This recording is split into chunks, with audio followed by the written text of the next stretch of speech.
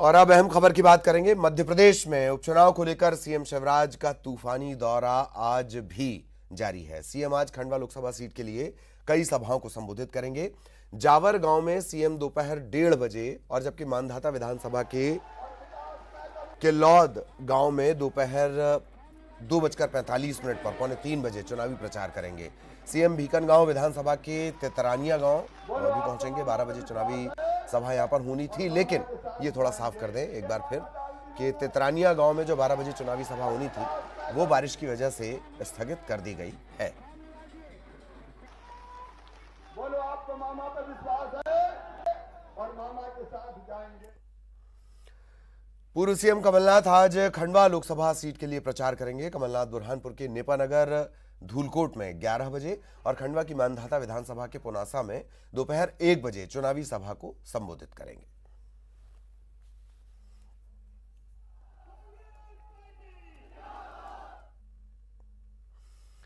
इधर मुख्यमंत्री शिवराज सिंह चौहान ने कल रैगांव उपचुनाव को लेकर 2 चुनावी सभाएं की। पहली सभा लोधी बाहुल्य इलाके सिमरवाड़ा में हुई और दूसरी सभा ब्राह्मण बाहुल्य इलाके भरजुना में हुई। सिमरवाड़ा में सीएम ने 1 साल में नर्मदा जल बरगी नहर के माध्यम से पहुंचाने का ऐलान किया। सभा को संबोधित करते हुए सीएम शिवराज ने कांग्रेस पर भी निशाना साधा। आप सब चाहे हमारे स्मारक रानी अवंतीबाई जी की मूर्ति की स्थापना का मामला हो और चाहे यहाँ के अलग अलग रोड, हमारे कुछ बच्चे अभी रोड की बात कर रहे थे। रोड बनाए तो हम नहीं बनाए, कमलनाथ दादा ने नहीं बनाए, उन्हें तो छीनने का ही काम किया है। कांग्रेस कुछ नहीं करेगी, कांग्रेस में बचा भी कुछ नहीं है। कांग्रेस में दिल्ली में भी एक ही परिवार है और हम मध्य प्रदेश में भी एक ही परिवार। कांग्रेस के अध्यक्ष कमलनाथ, मुख्यमंत्री बने तो कमलनाथ, नेता प्रतिपक्ष बने तो कमलनाथ, स्टार प्रचारक बने तो कमलनाथ, युवाओं को नेता नकुलनाथ, बाकी कांग्रेस हो गई अनाथ।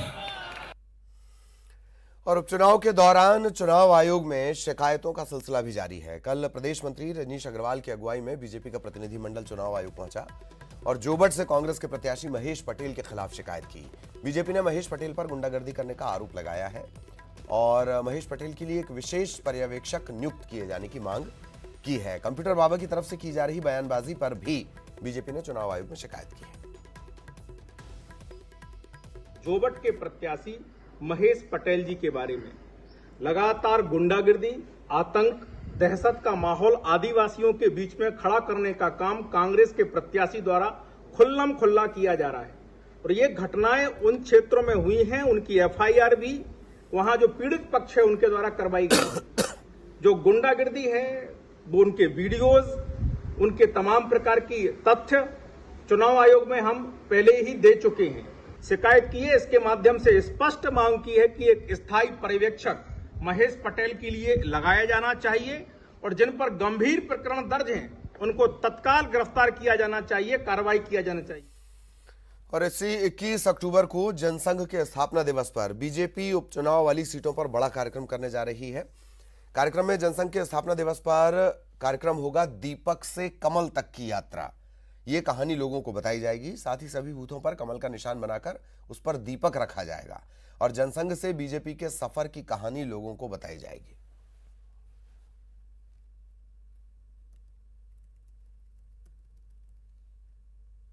21 अक्टूबर को भारतीय जनता पार्टी हमारा जनसंघ का स्थापना दिवस है और स्थापना दिवस के अवसर पर हम लोग जनसंघ से लेके भाजपा, जनसंघ से भाजपा की जो हमारी यात्रा है, इस अवसर पर प्रत्येक मतदान केंद्र पर विचार गोष्ठी का आयोजन होगा। हमारे जो उस बूथ पर पार्टी के वरिष्ठ कार्यकर्ता हैं, पुराने कार्यकर्ता हैं, उनका सम्मान का कार्यक्रम होगा। साथ ही कमल के चिन्ह को बनाकर और चिन्ह के बीच में दीपक रखा जाएगा, जो दीपक से कमल तक की यात्रा को लोगों तक पहुंचाने का काम करेगा।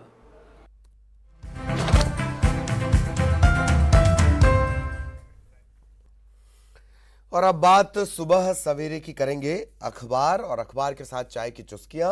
क्या कुछ उन अखबारों में है जो आपके लिए आज जान लेना जरूरी है, किन खबरों पर लगातार आपके लिए हमारी नजर बनी रहेगी। लिहाजा शुरू करते हैं सुबह सवेरे।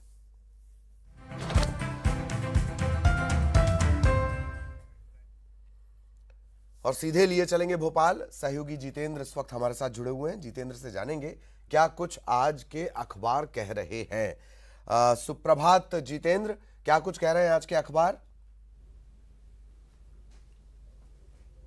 बिल्कुल, नमस्कार ललित। अगर हम बात करें तो भोपाल का जो पहला दैनिक अखबार है ये पेपर, इसमें अगर बात करें तो आतंकियों को लेकर इसमें चर्चा की गई कि किस तरह से जो कश्मीरी गैर कश्मीरी हैं उन पर गोलियां बरसाई गई हैं और ये बिहार के श्रमिक हैं 2 लोग जिनकी मौत हो गई है।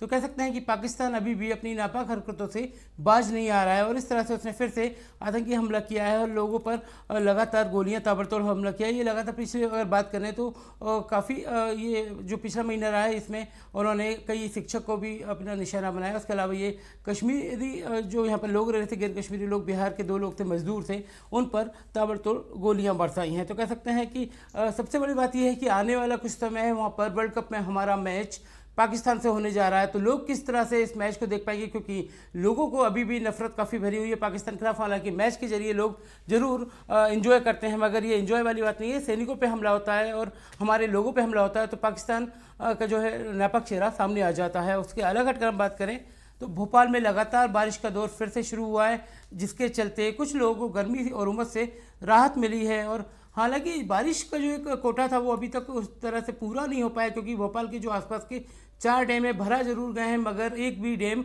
अभी तक झलका नहीं है। और अगर बात करें तो बारिश से अलग हटकर बात करें तो अब टीकाकरण को लेकर कहीं ना कहीं लोग इतने संजीदा नज़र नहीं आ रहे हैं। अभी भी 85 लाख ऐसे लोग हैं जिन्होंने कोरोना का दूसरा टीका नहीं लगवाया है। तो कह सकते हैं कि लोगों को अभी भी अवेयर होना है। जिला प्रशासन का जो महा वैक्सीनेशन अभियान था उसे लेकर कहीं ना कहीं उसने धीमी रफ्तार पकड़ी, जिसके चलते लोग घरों से बाहर नहीं निकल रहे हैं और जो अपना कोरोना का दूसरा डोज है, संजीवनी का दूसरा डोज है, वो लगवा नहीं पा रहे हैं। जी ललित, बात करें तो पत्रिका अखबार है, इसमें बाजार को लेकर दिया गया है कि किस तरह से त्योहारी सीजन में कोरोना से अब बाजार उभर रहा है और तकरीबन 15,000 करोड़ के कारोबार का अनुमान लगाया जा रहा है। तो कह सकते हैं कि दीपावली और धनतेरस पर ज़्यादा खरीदी होने को लेकर लोगों ने पूरी तैयारियां कर ली, क्योंकि पिछले 2 साल से उनके सारे त्यौहार सूखे रहे थे। मगर इस बार उन्हें सारी तरह के जो गुरु पुष्प योग है या फिर सर्वार्थ सिद्धि योग है, उनका पूरा फ़ायदा उठाने की उन्हें उम्मीद नज़र आ रही है।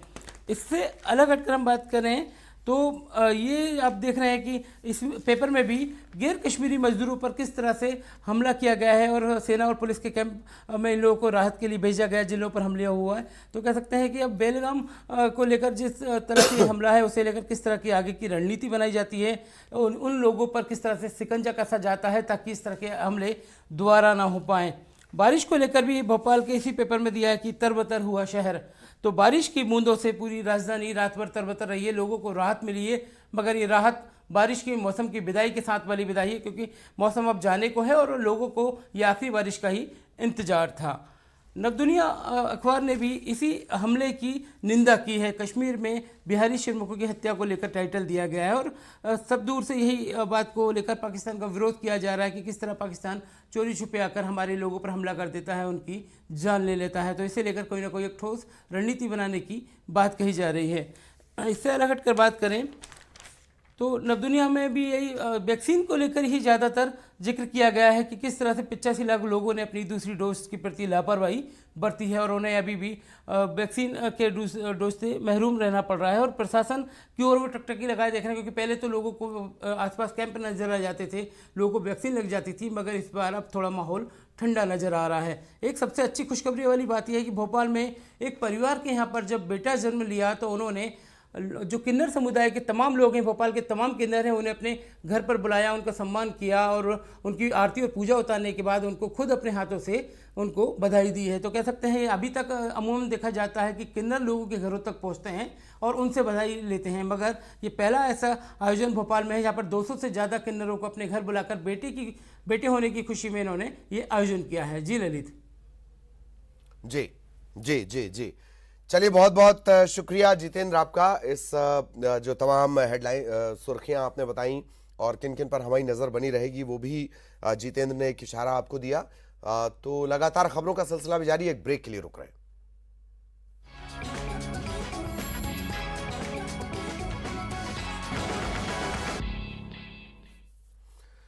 ब्रेक के बाद खबर विदिशा से। विदिशा में बस स्टैंड पर खड़ी 2 बसों में अचानक आग लग गई। आग लगने के बाद इलाके में थोड़ी देर के लिए अफरा तफरी मच गई। बाद में दमकल की टीम ने आग पर काबू पाया। आग लगने की वजह साफ नहीं हो पाई है।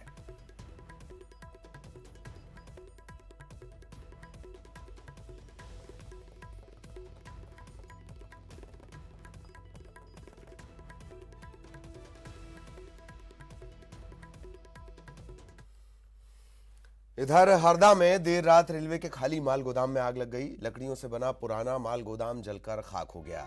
ये गोदाम रेलवे की विद्युत लाइन के करीब था, लेकिन गनीमत ये रही कि आग वायर तक नहीं पहुंची, कोई बड़ा हादसा नहीं हुआ। सूचना पर दमकल की टीम पहुंची, आग पर काबू पाया।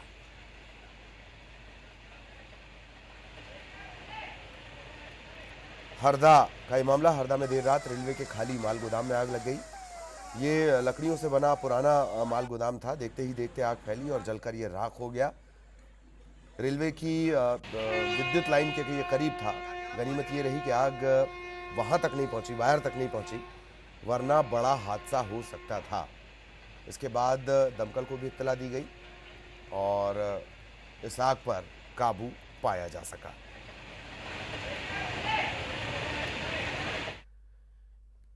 इधर होशंगाबाद में इटारसी जंक्शन के पास आरपीएसएफ बैरक में उस वक्त हड़कंप मच गया जब अचानक गोली चलने से 4 जवान घायल हो गए। आनन फानन में घायल जवानों को रेलवे के अस्पताल में भर्ती कराया गया।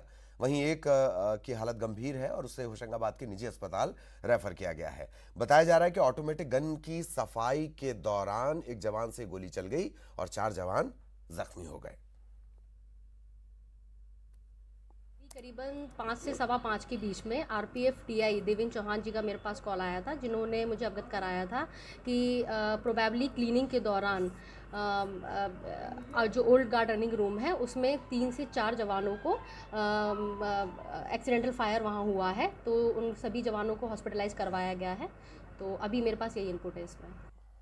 मेरी जानकारी के अनुसार मतलब 4 लोगों को गोली के छर्रे लगे हैं।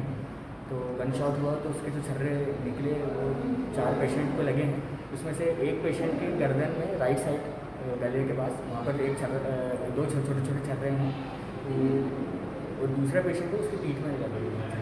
तो अभी तो 2 पेशेंट के छर्रे लगने की जानकारी, बाकी पेशेंट आ रहे हैं, धीरे धीरे एक्सरे हो रहे हैं।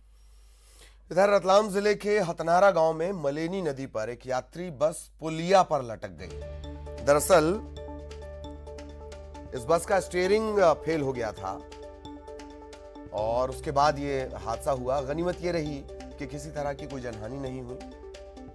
हादसे के वक्त इस बस में तकरीबन 20 यात्री सवार थे। ग्रामीणों की सूझबूझ के बाद इन्हें बाहर निकाल लिया गया। 2-4 यात्रियों को मामूली चोट आई है, उन्हें फर्स्ट एड दिया गया। पुलिया पर लटकने के बाद भी ग्रामीणों ने और ड्राइवर ने सूझबूझ दिखाई और इसके चलते ही बस नदी में नहीं पलटी, वरना बड़ा हादसा हो सकता था।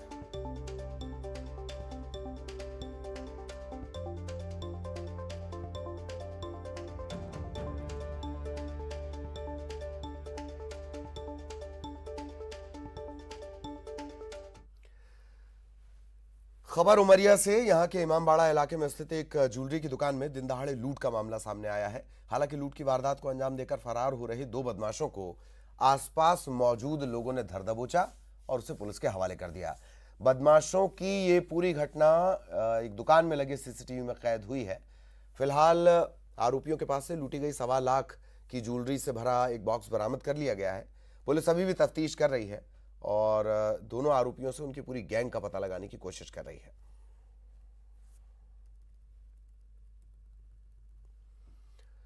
ग्वालियर में रविवार की रात क्षत्रिय महासभा ने दशहरा मिलन समारोह आयोजित किया। समारोह में देशभक्ति से भरी प्रस्तुतियां हुई। शहर का नाम रोशन करने वाली बेटियों को सम्मानित किया गया। कार्यक्रम में शामिल हुए युवाओं ने देश और धर्म की रक्षा के लिए एकजुट होने का संकल्प लिया। इस कार्यक्रम में केंद्रीय मंत्री नरेंद्र सिंह तोमर के बेटे और हॉकी इंडिया के पदाधिकारी देवेंद्र प्रताप सिंह तोमर भी मौजूद रहे। अपूर्वा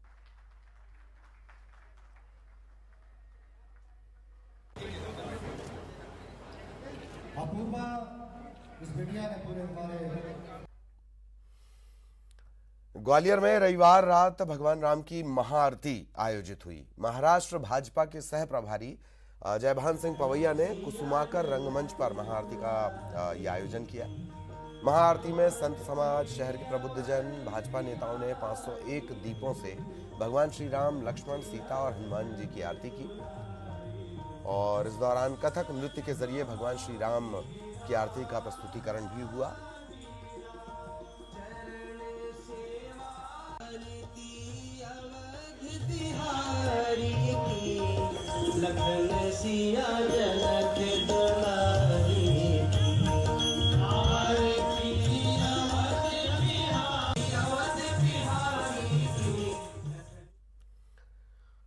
भोपाल के कोहेफिजा थाना इलाके में एक जिम में उस वक्त अफरा तफरी मच गई जब एक पत्नी ने गर्लफ्रेंड के साथ पति को पकड़ लिया। ये पूरे जिम का वाकया है। गुस्साई पत्नी ने पति और प्रेमिका की जमकर धुनाई भी कर दी। पति पत्नी का कोर्ट में दहेज एक्ट और 3 तलाक का केस भी चल रहा है।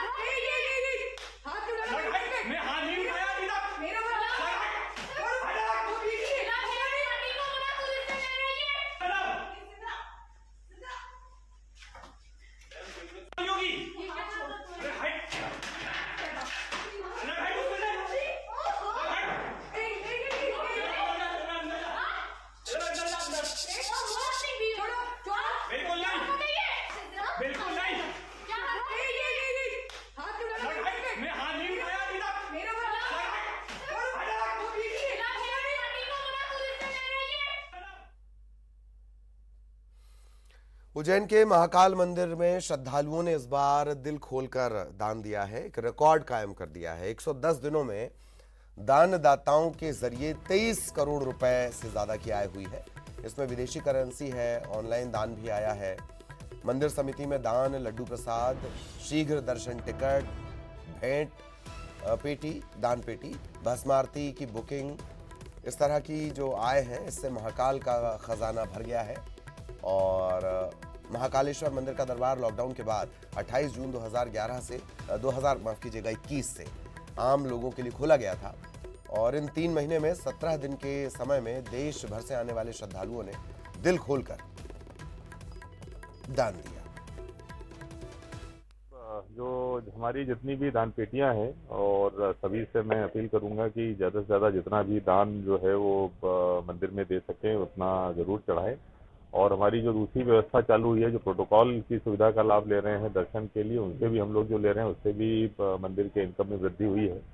और जैसा आप सभी लोगों को पता है कि स्मार्ट सिटी के द्वारा जो प्रोजेक्ट चल रहा है उसके बाद में मंदिर का जो पूरा का पूरा क्षेत्रफल है वो लगभग 2.2 हेक्टेयर से, परिसर का क्षेत्रफल 20 हेक्टेयर से अधिक होने वाला है।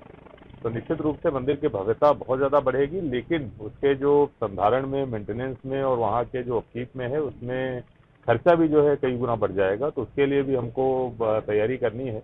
हालांकि जो दुकानें स्मार्ट सिटी के द्वारा बनाई जा रही है वो मंदिर को ही हैंड ओवर करी जाएंगी। उनको बेचने से जो राशि प्राप्त होगी, उनका जो किराया होगा वो मंदिर को ही प्राप्त होगा। और इसी के साथ इस बुलेटिन में इतना ही। आखिर में हेडलाइंस।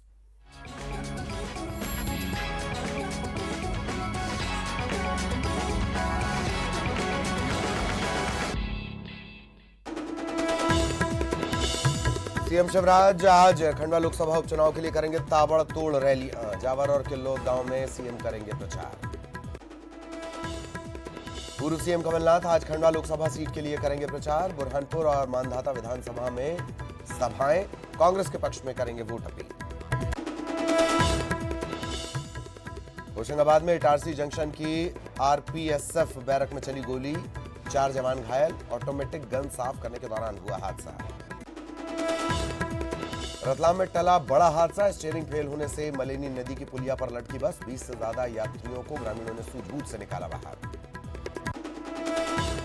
विदिशा और हरदा में लगी बर्बादी की आग, दमकल ने आग पर पाया काबू। विदिशा में बस स्टैंड में खड़ी 2 बसों में आग, तो हरदा में रेलवे का पुराना माल गोदाम जलकर राख।